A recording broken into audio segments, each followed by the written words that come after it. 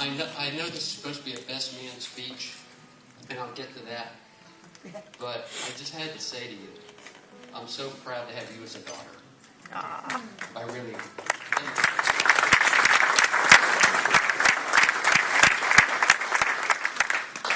And you look exceptionally beautiful tonight, as your dad said. Don't you all agree?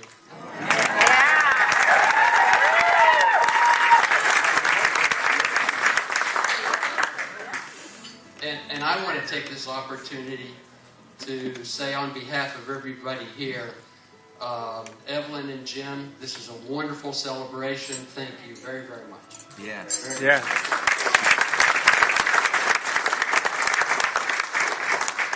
I also want to recognize one other person that I think is special for this occasion, and she's our matchmaker. We actually have a matchmaker.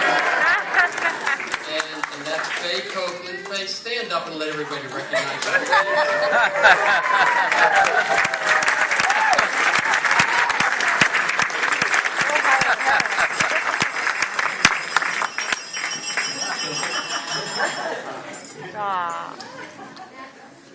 All right, Jim gave you two very good advice, but Jim, Craig needs more advice than what you passed on.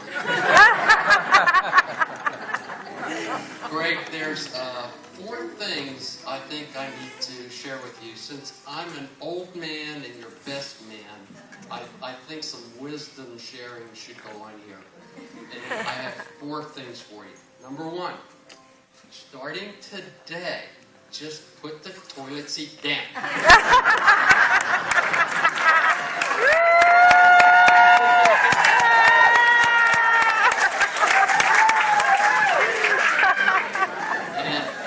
And number 2, this is for all the guys. Number 2, buy your own tube of toothpaste. Number 3, and maybe this is a little too serious, but truly, admit when you're wrong. Yeah. Don't ever gloat when you're right.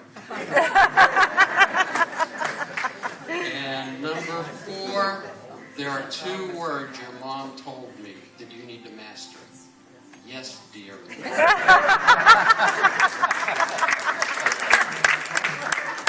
All right, but okay, in all seriousness, and this is for both of you. My suggestions on something that I think is simple that you could practice every single day of your lives. Always kiss each other hello. Always kiss each other goodbye. Always kiss each other good night, even if you're 1,000 miles apart. Okay? And most importantly, always put the other first.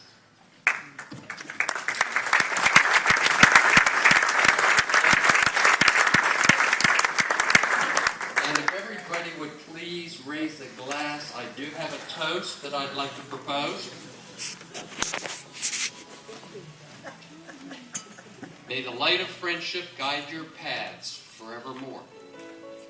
May the joy of living for each other always endure. May the laughter of children embrace your home. And may love bind you closer wherever you roam. Here, here. Chintani. Chintani. You say Stefania?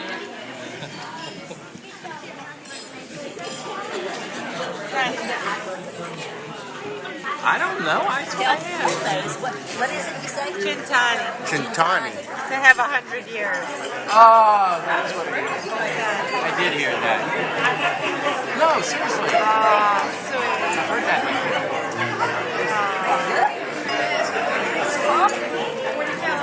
It's not that common. I don't watch movies. Didn't you ever watch The Sopranos? No. All right. Hey, Pete, you did that just the way Cindy told you. That's right. Hi, guys. Hi. Some of you know me. I'm Suzanne, Neville's Matron of Honor, which I really honestly consider a true honor. Like, I was almost shocked when you asked me, which sounds crazy because I know I'm one of your oldest friends, but it was like, me? She picked me? Because Neville has so many friends, and not all of them are here tonight, but I know some of them are very closest ones are here. So thank you for that honor. And thank you for being my friend for so long, and my sister. So I thought I would start with just a few little known facts about Neville tonight. And if you do know them, then you are very special. But first of all, Neville came into this world as a preemie. There's a little something special about her, I think, because of that. And Neville was the first kid on the block to have a Walkman, which she kindly would share one of the ears with me when we were sitting in the back seat of the car, my parents driving us to the movies, listening to Lionel Richie singing, "Hello, is it me you're looking for? I can see it in your eyes." Anyway, it had really good sound of the waves in the background, which in the Walkman was mind-blowing. And in fact, I think you share both of the ears of the headphones, because it was like surround sound. So thank you for that awesome memory. Also, I think it was 5th grade, and I think I'm remembering this right. Neville had a haircut that some might consider, I think I'm getting this right, to be a mullet. So kind of like shorter on the sides, longer in the back. That's a mullet. But, I mean, I can't throw stones because I had like half of my head feathered and the other side long at the same time. I think it was just, the times. But you always had beautiful blonde hair, which you still have to this day. So anyway, a few little known facts. Also, in 10th grade, Neville nearly gave her driver's ed teacher a heart attack. And as the story goes, which I happen to know is true because I was sitting in the back seat. For some reason, we were lucky enough to get to be partners. I don't know if we got buddied up or we could choose that, but it was Neville's turn to be in the driver's seat, and Mr. Smith was in the right-hand side, and as you all may recall, the teacher would have like a break on his side as well. So just 30 minutes into Neville's young driving careers, we're going down the curvy back roads of Jumper's Hole Roads, some of the country roads in Severna Park at the time.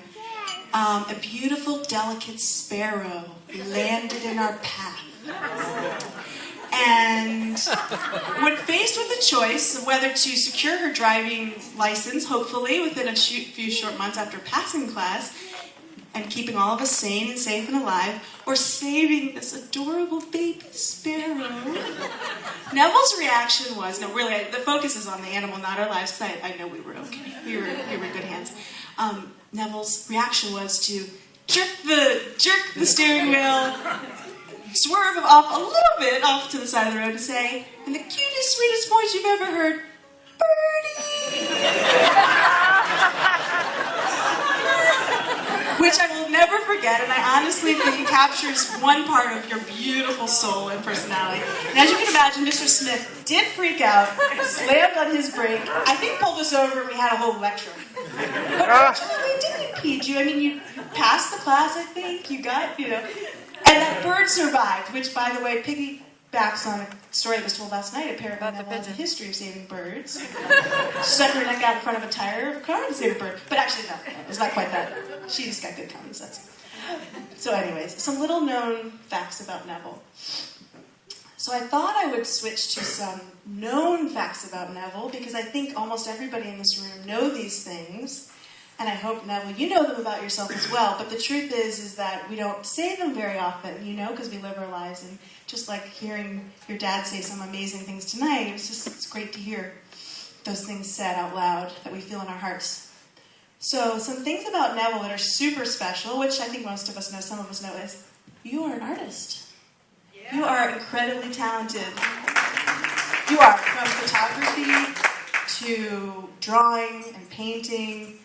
I've always admired that about you. It's a real gift. And you are a very, very, well, let me focus on this, because as the story shows, you're obviously sweet and loving and kind and so considerate. I mean, you really do put everyone else first, and you have a way of doing it. And I don't know if you're just so considerate that we don't realize, but you make it seem like, no, I don't care where we go to dinner, wherever's fine. I mean, you have this way of making it so that other people can be happy.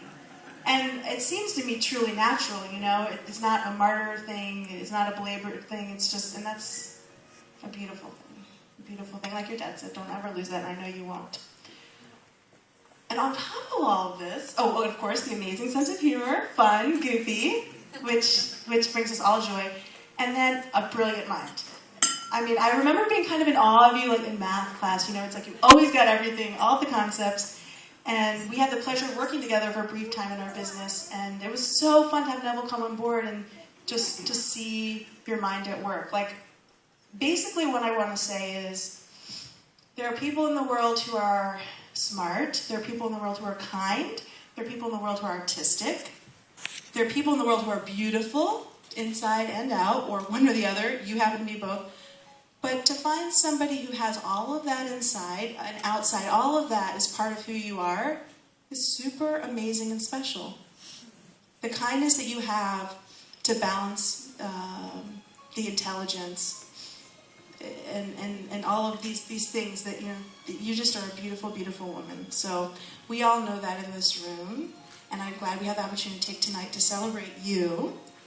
And also Craig, who I have to say, Neville, we know you try to be an amazing person in the world, and you're doing a very good job of it. But at the end of the day, sometimes that can be tiring, you know? And you need to have someone to be able to go home to, that you can just be yourself and not have to always, you can be selfish sometimes, you know? And Craig, Neville tells me that you guys are very kind to each other, that you're considerate. And I just couldn't want for a better partner for her. And I have to say, I have very high standards for who I would be willing to give my, basically, sister away to. And from the moment I met you, and I know we're still getting to know each other, but you melted me with your smile. Like, it was like, you know what? You had me at hello. But honestly, I mean, I just know, like, there's no doubt in my mind that you are right for her because of the warmth that comes through your smile. And I can tell you've got some mischief about you, which will keep things fun. And you've got the warmth and the love that she needs and will want at the end of the day of being out there in the world, being the awesome person that you are. So thank you in advance for taking care of my sister, who I want the best for. And I would like us all to raise a glass and toast to these absolutely beautiful people who we want nothing but the best for. So to Neville and Craig, may you live a long and happy life, and please always keep hold of the fun and joy that makes you guys laugh every day, because that's what a friendship will keep you going. Okay? Cheers!